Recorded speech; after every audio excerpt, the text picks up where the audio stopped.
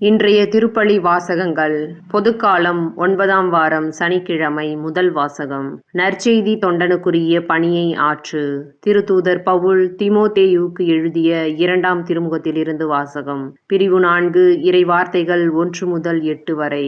அன்பிற்குரியவர்களே, கடவுள் முன்னிலையிலும் வாழ்வோருக்கும் இறந்தோருக்கும் தீர்ப்பு அளிக்கப் போகிற கிறிஸ்து இயேசு முன்னிலையிலும் அவர் தோன்றப் போவதை முன்னிட்டும் அவரது ஆளுகையை முன்னிட்டும் நான் ஆணையிட்டு கூறுவது: இறைவார்த்தையை அறிவி.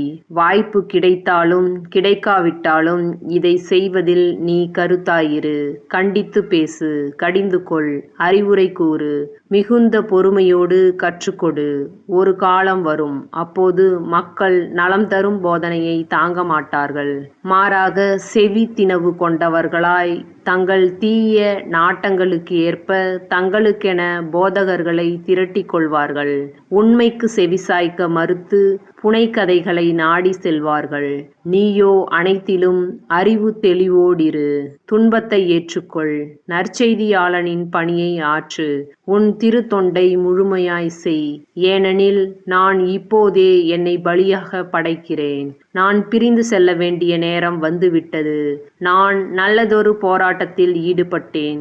என் ஓட்டத்தை முடித்துவிட்டேன். விசுவாசத்தை காத்து கொண்டேன்.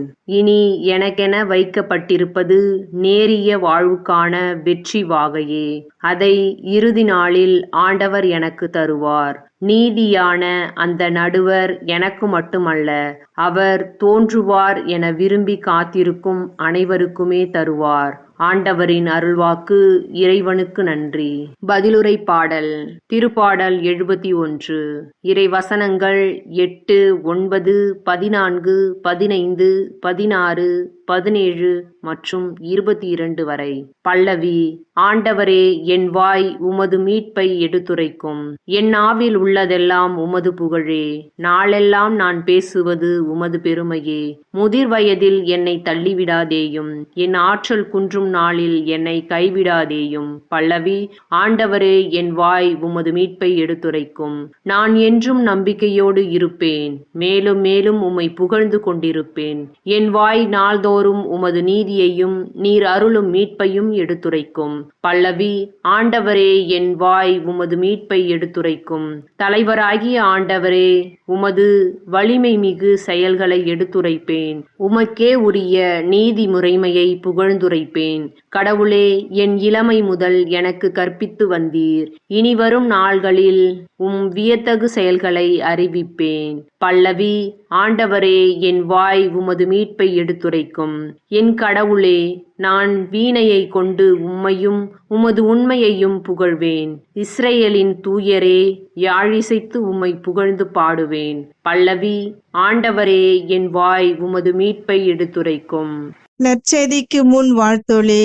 அல்லேலுயா, அல்லேலுயா. ஏழையரின் உள்ளத்தோர் பேறு பெற்றோர், ஏனெனில் விண்ணரசு அவர்களுக்கு உரியது. அல்லேலுயா, அல்லேலுயா. நற்செய்தி வாசகம். மற்ற எல்லாரையும் விட இந்த ஏழை கைம்பெண் மிகுதியாக போட்டார்.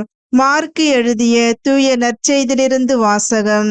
அதிகாரம் 12, இறை வார்த்தைகள் 38 முதல் 44 முடிய. அக்காலத்தில் இயேசு கற்பித்து கொண்டிருந்த போது மறைநூல் அறிஞர்களை குறித்து கவனமாயிருங்கள். அவர்கள் தொங்கல் ஆடை அணிந்து நடமாடுவதையும் சந்தை வெளிகளில் மக்கள் தங்களுக்கு வணக்கம் செலுத்துவதையும் விரும்புகிறார்கள்.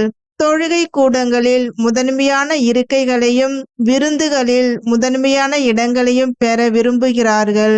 கைம்பெண்களின் வீடுகளை பிடுங்கிக் கொள்கிறார்கள்.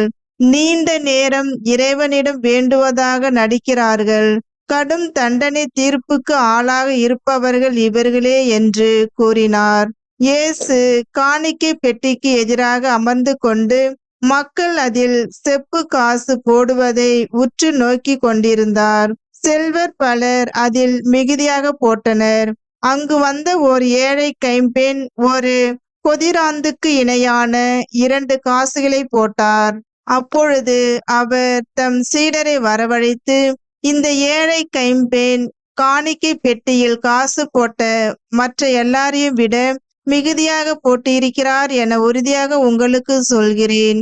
ஏனெனில் அவர்கள் அனைவரும் தங்களுக்கு இருந்த மிகுதியான செல்வத்திலிருந்து போட்டனர். இவரோ தமக்கு பற்றாக்குறை இருந்தும் தம்மிடம் இருந்த அனைத்தையுமே, ஏன் தம் பிழைப்புக்காக வைத்திருந்த எல்லாவற்றையுமே போட்டுவிட்டார் என்று அவர்களிடம் கூறினார். ஆண்டவரின் அருள்வாக்கு. கிறிஸ்துவே உமக்கு புகழ்.